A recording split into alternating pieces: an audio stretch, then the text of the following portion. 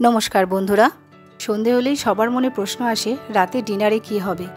আর তাই আমি আজকে তোমাদের জন্য নিয়ে এসেছি একটা সহজ আর সুস্বাদু রেসিপি। আমার কাছে যা যা সবজি ছিল সেই সবজিগুলোকে সব আমি নিয়ে নিয়েছি।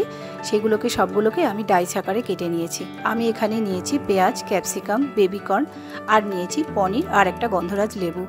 এবার আমি সব সবজিগুলোকে ডাইস আকারে কেটে নিয়েছি আর পনিরগুলোকেও টুকরো টুকরো করে কেটে নিয়েছি।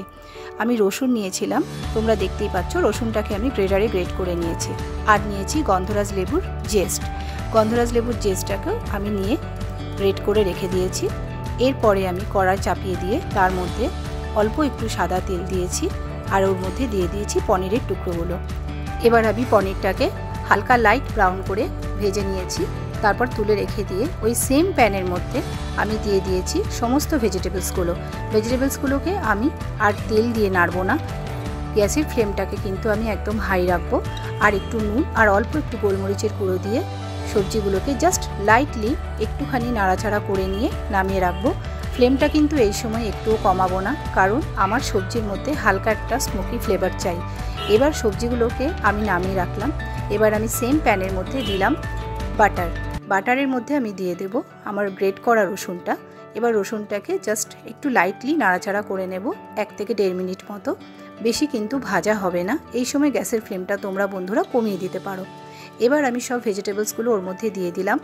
এবার আমি এটাকে একটু ভালোভাবে মিশিয়ে নেব। মিশিয়ে নেওয়ার পরে ওর মধ্যে আমি দিয়ে দিয়েছি পরিমাণ মতন জল। যতটা আমার গ্রেভি দরকার সেই মতো আমি জল দিয়ে দিয়েছি। এবার জল দেওয়ার পর যখন পুরো ব্যাপারটা ভালো করে মিশিয়ে নেব, এবার আমি দিয়ে দেব নুন। অল্প একটু নুন দেওয়ার পর যখন ব্যাপারটা ফুটবে সেই সময় আমি ওর মধ্যে দিয়ে দিয়েছি পনিরের টুকরোগুলো।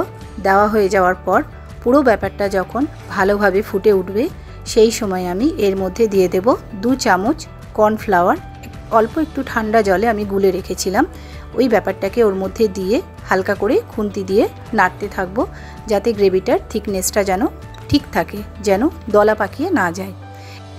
এবার আমি দিয়ে দিয়েছি গন্ধরাজ লেবুর জেস্ট আর দিয়ে দিয়েছি গন্ধরাজ লেবুর রস। আর লাস্টে নামানোর আগে আমি দেব একটু গোলমরিচের গুঁড়ো আর অল্প একটু বাটার। ব্যাস, আমার রান্না রেডি। এবার আমি এটা সার্ভ করে দেব।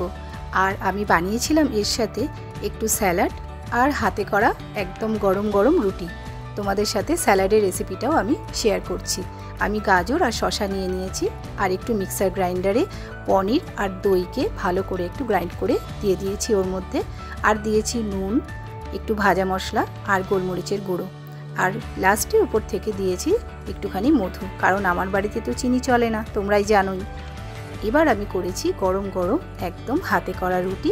ব্যাস, আমার ডিনার রেডি। তোমরাও সবাই বানিও আর জানিও কেমন লাগলো তোমাদের। থ্যাংক ইউ বন্ধুরা।